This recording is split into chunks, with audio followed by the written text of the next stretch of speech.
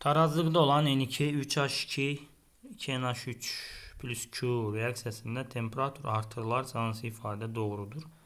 Yani burada bu reaksiya eksotermik reaksiya olduğuna göre temperatur artırdıkça tarazlıq sola, yəni başlanğıc maddələr istiqamətə gedəcək.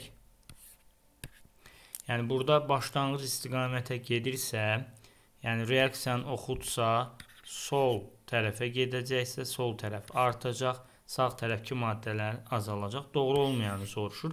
Tarazlıq amonyakın alınması istiqamətinə yönələr. Yəni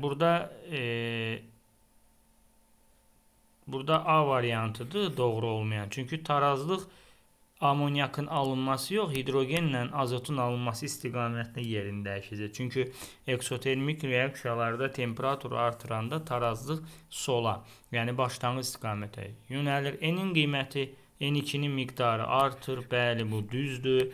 Tarazlıq çünki N2 soldadır, soldakılar artacaq. Tarazlıq hidrogenin alınması istiqamətinə yönəlir. Bu da düzdür. Hidrogen solda alınır.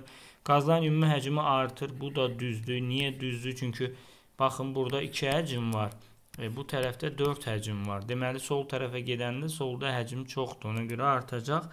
KT birdən kiçik qiymət alır. Yəni bu da doğrudur. Çünki sol tərəfə gedəndə KT birdən kiçik qiymət alır. Yəni cavabımız doğru olmayan A variantı olacaq. Amonyakın alınma istiqamətində deyil, amonyakın parçalanma, yəni sol tərəfə tarazlıq istiqamətini dəyişir.